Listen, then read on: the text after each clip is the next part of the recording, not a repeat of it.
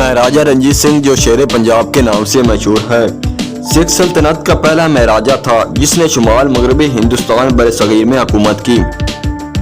इसने 10 साल की उम्र में अपने वालिद के साथ पहली जंग लड़ी। इसके वालिद की वफात के बाद इसने अपनी नौउम्री में अफगानों को निकालने के लिए कई जंगें लड़ी और 21 साल की उम्र में इसे पंजाब का महाराजा करार दिया गया था। इसकी सल्तनत पंजाब के इलाके में 1839 के दौरान इसकी क़ियादत बढ़ी। रंजीत सिंह ने सिख सल्तनतों को कामयाबी से जज़ब किया और मुत्तहिद किया। इसने बैरूनी अफवाज के हमलों को बार बार शिकस्त दी, खास तौर पर अफगानिस्तान से आने वाले और अंग्रेजों के साथ दोस्ताना ताल्लुकात कायम किए। महाराजा रंजीत सिंह के बाद इसका बेटा खड़क सिंह आया। हिंदुस्तान के रवायती फातों, अफगानों के आबाई इलाकों और इस तरह वो पंजाब के शेर के नाम से मशहूर हुए। इनकी हुकूमत शुमाल मगरब में दरा खैबर से मशरक में दरिया सतलज तक, कश्मीर से लेकर बरसगीर पाक व हिंद तक फैली हुई थी। रंजीत सिंह मजहबी तासुब से पाक था और अपने मुखालफिन के साथ नरम सलूक करता था। रंजीत सिंह मुख्तसर और नापसंदीदा था। वो एक आंख में आंधा था। वो माँ संघ का अकलौता बेटा था जिसकी मौत पर 1792 में वो एक ग्रुप शकीर चाकिया का सरबराह बन गया। इनकी विरासत में गुजरांवाला कस्बा और आसपास के देहात शामिल थे जो अब पाकिस्तान में हैं। 15 साल की उम्र में इसने कन्हाओं की एक सरदार की बेटी से शादी की। 1799 में इसने लाहौर पर कब्जा कर लिया।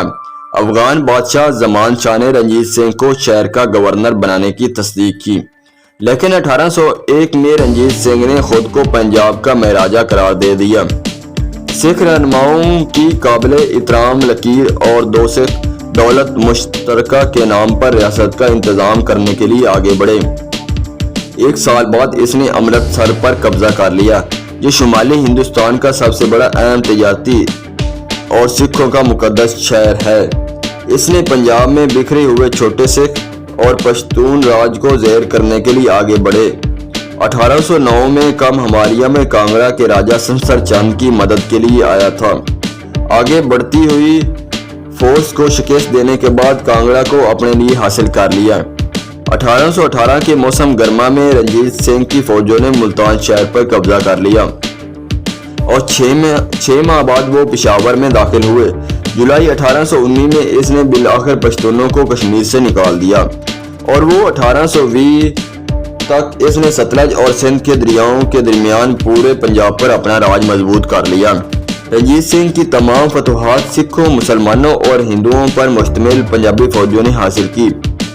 इसके कमांडर भी मुख्तलिफ मजहबी बरादरियों से थे। वो 1820 में रंजीत सिंह ने अपनी फौज को जदीद बनाना शुरू कर दिया।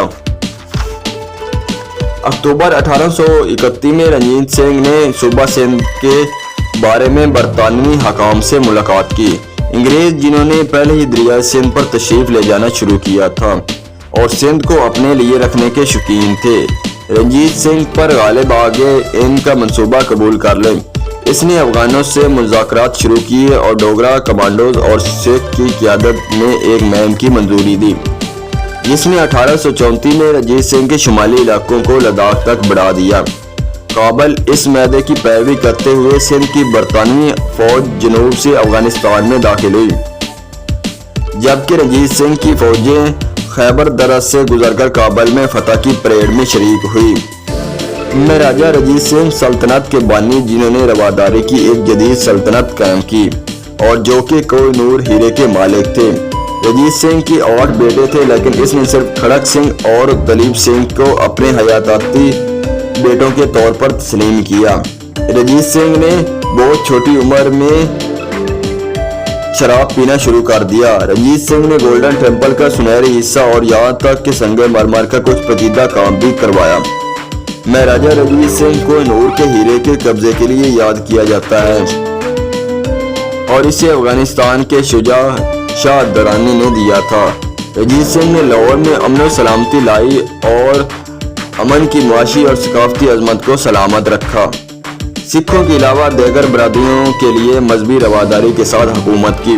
इसने लाहौर के किले की मरम्मत की जो शहंशाह अकबर ने मिट्टी के एक पुरानी ढांचे के मकाम पर तामीर की और बाद में शाहजहां और अज़ेब ने इसे खूबसूरती से बढ़ाया और इसके इर्द गिर्द दीवार बनाई और इसका एक हिस्सा इस्तेमाल किया انہوں نے لاہور کی مشہور سنہری مسجد جسے کچھ سکھوں نے ایک گردوارے میں تبدیل کر دیا تھا واپس مسلمانوں کے حوالے کر دیا اور اس کی تزئین و آرائش کے لیے فنڈ دیا۔ رنجیت سنگھ سلطنت کا بادشاہ تھا۔ ان کی سمادھی لاہور پاکستان میں واقع ہے۔ تقریباً 40 سال تک رنجیت سنگھ نے ہندوستان کے ایک بڑے علاقے پر حکومت کی جو اس وقت برطانوی کنٹرول میں تھی۔ اس نے اپنا علاقہ لاہور اور امرتسر کے شہروں تک بڑھایا تاکہ ستلج کے درمیان تمام پنجاب کو شامل کیا گیا۔ انہوں نے انگریزوں کے ساتھ ایک متنازع سرحد پر ان کے ساتھ امن و معاہدہ کر کے ان سے لڑنے سے گریز کیا۔ اس نے تجارت کو فروغ دیا اور ایک مؤثر اور محفوظ ریاست چلاتے ہوئے اپنے طاقتور پڑوسیوں سے عزت حاصل کی۔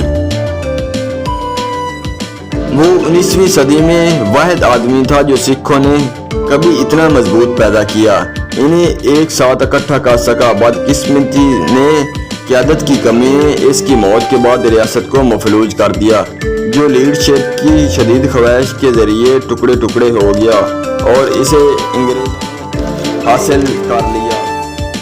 وہ تھوڑی دیر بعد رنجیت سنگھ بیمار ہو گیا اور 1839 میں لاہور میں فوت ہو گیا۔